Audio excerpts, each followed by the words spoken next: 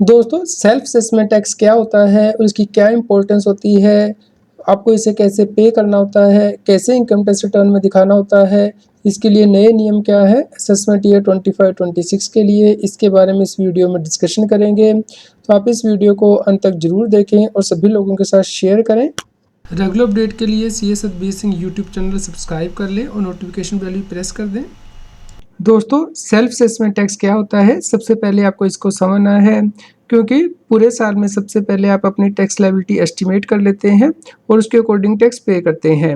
लेकिन फिर भी अगर कोई टैक्स लायबिलिटी बच जाती है तो जब आप रिटर्न फाइल करते हैं फाइनेंशियल ईयर के ख़त्म होने के बाद, उसमें जो टैक्स है वो पे कर सकते हैं। तो इस प्रकार फाइनेंशियल ईयर के ख़त्म होने के बाद जो आप टैक्स पे करते हैं उसे सेल्फ असेसमेंट टैक्स कहा जाता है। यानी कि आपने जो TDS पे किया है या एडवांस टैक्स है उसको लेस करके जो बैलेंस टैक्स पे होता है। दोस्तों सेल्फ असेसमेंट टैक्स आपका पे किया जाता है, पहले आप अपने पूरे साल की टैक्स लायबिलिटी को एस्टिमेट कर लेते हैं और उसके अकॉर्डिंग टैक्स पे कर देते हैं, तो जिसे एडवांस टैक्स कहा जाता है। या आपका कोई TDS कट जाता है, TCS कट जाता है, वो आप लेस कर देते हैं। लेकिन फिर भी आपका जो टैक्स कुछ बच जाता है उससे आप पे करते हैं तो उसे सेल्फ असेसमेंट टैक्स कहा जाता है।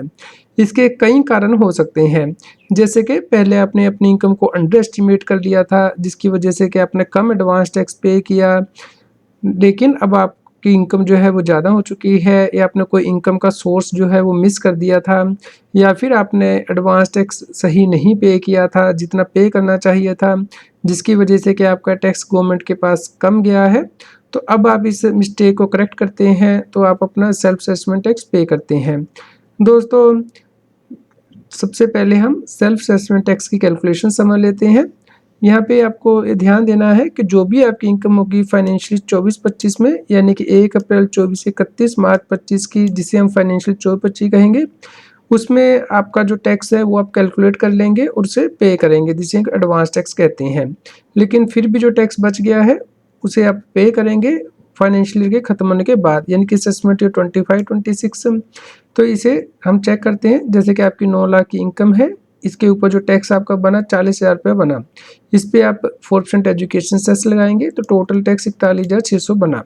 इसमें से आपका कोई TDS कट गया है, मान लिया आपने बैंक में FD कराई थी, उससे इंटरेस्ट इनकम मिली है तो बैंक ने TDS काट लिया। इसके अलावा आपने टैक्स कुछ पे किया था 31 मार्च 25 से पहले, आप जो भी टैक्स पे करते हैं फाइनेंशियल ईयर में उसे एडवांस टैक्स कहा जाता है। तो यहाँ टैक्स पेयर ने टैक्स पे कर दिया था, तो जो बैलेंस टैक्स बच गया है इसे अब टैक्स पेयर को पे करना है, और यदि 10,000 रुपये से ज़्यादा है तो उसको इंटरेस्ट भी पे करना होगा सेक्शन 234A, B, C का।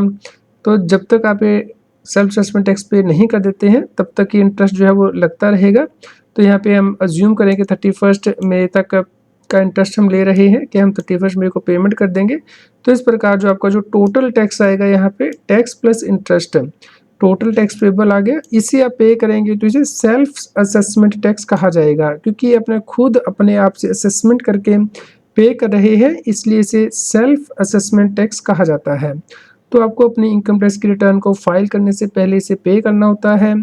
ऐसा नहीं है कि जब आप ITR फाइल कर रहे हैं उसी वक्त आपको पे करना है, आप उससे पहले भी पे कर सकते हैं, ताकि जब आप अपनी इनकम टैक्स की रिटर्न फाइल करें उसमें आपको जो इंटरेस्ट है वो ना देना पड़े। तो आप कोशिश करें कि यदि आपका टैक्स यहाँ पे बन रहा है 10,000 रुपये से ज़्यादा तो आप उसे इमीडिएटली पे कर दें, ताकि जब आप रिटर्न फाइल करें तो नेक्स्ट मंथ का जो इंटरेस्ट है वो आपको ना पे करना पड़े।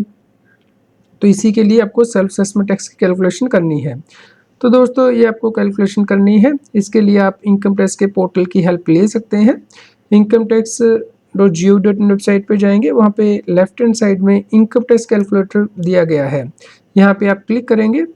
उसके बाद आपको यहाँ पे एडवांस कैलकुलेटर पे जाना है। दोस्तों उसके बाद आप यहाँ पे असेसमेंट ईयर चूज़ कर लीजिएगा, असेसमेंट ईयर 25-26, जैसा कि आप स्क्रीन पे देख पा रहे हैं ये आपको चूज़ करना है। यहाँ फाइनेंशियली 24-25 से कहा जाएगा, यहाँ पे देखिए असेसमेंट ईयर लिखा गया है, और अकॉर्डिंगली आप यहाँ पे ओल्ड या न्यू रजीम चूज़ कर सकते हैं, और उसके अकॉर्डिंग आप यहाँ टैक्स की कैलकुलेशन कर सकते हैं, जैसे कि सैलरी हट के इनकम डाल सकते हैं, house property, capital gain, business profession, other. तो जो भी यहाँ पे इनकम आ जाएगी उसमें से जो डिडक्शन आप क्लेम करना चाहते हैं ओल्ड रजीम में मोस्टली मिलती हैं वो आप ले पाएंगे, तो उसके ऊपर जो टैक्स है यहाँ पे कैलकुलेट कर दिया जाएगा। दोस्तों यदि आप लेट पेमेंट करते हैं, अपने टैक्स की, तो उस केस में आपको इंटरेस्ट भी पे करना पड़ता है, जो कि नॉर्मली 1% पर मंथ और पार्ट ऑफ द मंथ होता है। तो आप इंश्योर करें कि आप टाइमली अपने टैक्स की पेमेंट कर दें, ताकि आपको इस प्रकार का इंटरेस्ट ना पे करना पड़े, खास करके अगर आपका टैक्स 10,000 रुपये से ज़्यादा आ रहा है टैक्स पेबल। दोस्तों, आपको सेल्फ असेसमेंट टैक्स कैसे पे करना होता है इनकम टैक्स के पोर्टल पे, वो समझ लेते हैं। सबसे पहले आपको इनकम टैक्स के पोर्टल पे लॉगिन करना है। तो यहाँ पे लॉगिन करने के बाद आप ई फाइल के अंतर्गत जाएंगे और उसमें आपको ऑप्शन दिखेगी ई पे टैक्स की, जैसे कि यहाँ पे देख रहे हैं ई फाइल के अंदर ई पे टैक्स। तो आपको इस ऑप्शन पे क्लिक करना है। उसके बाद आप यहाँ पे देखेंगे न्यू पेमेंट, ये जो बटन दिया गया है इसे आपको क्लिक करना है।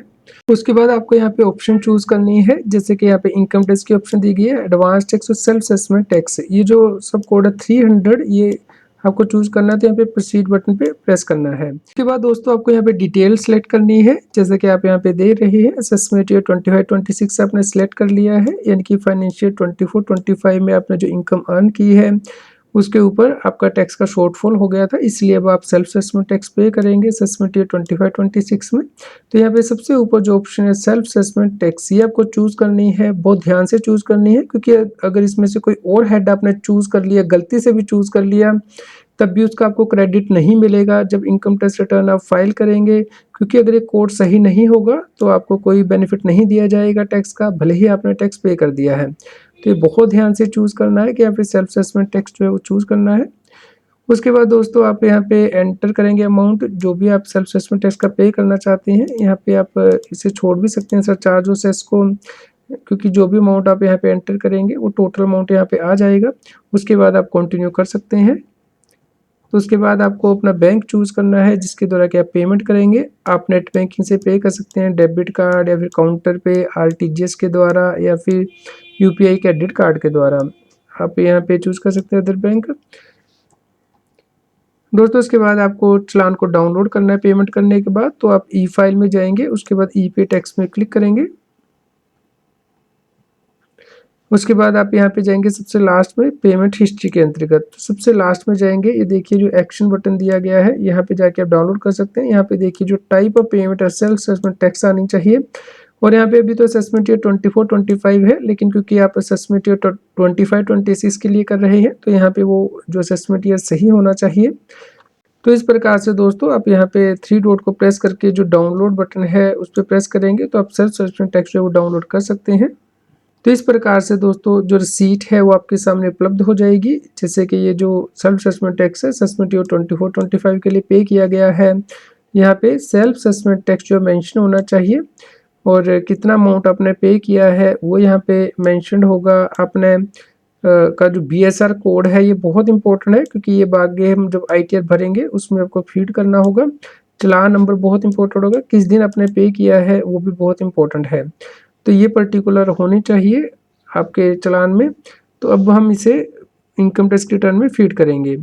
तो दोस्तों इनकम टैक्स रिटर्न में जब फिल करते हैं तो उसमें शेड्यूल दिया होता है एडवांस टैक्स और सेल्फ असेसमेंट टैक्स को पे करने के लिए। तो आपको बीएसआर कोड एंटर करना है, किस दिन आपने डिपॉजिट किया है चालान, चालान का नंबर क्या है, कितना टैक्स पे किया है। तो ये सभी पर्टिकुलर सही एंटर करने हैं, क्योंकि यदि एक भी पर्टिकुलर गलत होगा तो उस केस में ये माना जाएगा कि आपने टैक्स पे ही नहीं किया, क्योंकि मिसमैच आ जाएगा। तो ध्यान से चेक करके ये शेड्यूल फिल करके ही आपको रिटर्न फाइल करनी है, ताकि आपको इनकम टैक्स डिपार्टमेंट से कोई नोटिस ना आए। उम्मीद करते हैं दोस्तों आपके सभी डाउट सेल्फ असेसमेंट टैक्स से रिलेटेड क्लियर हो गए होंगे। यदि आपका फिर भी कोई क्वेश्चन है तो आप हमें कमेंट करके जरूर बताएं, कृपया लाइक करें और शेयर करें, ताकि सभी लोगों तक ये जानकारी पहुंच पाए और वो इनकम टैक्स की कंप्लायंस कर पाएं। दोस्तों रेगुलर अपडेट के लिए आप हमारे व्हाट्सएप चैनल को भी सब्सक्राइब कर लें। क्यूआर कोड स्क्रीन पे भी दिया गया है, लिंक कमेंट पे पिन किया गया है, ताकि आपको इनकम टैक्स के रेगुलर अपडेट आपके मोबाइल पे ही मिलते रहें।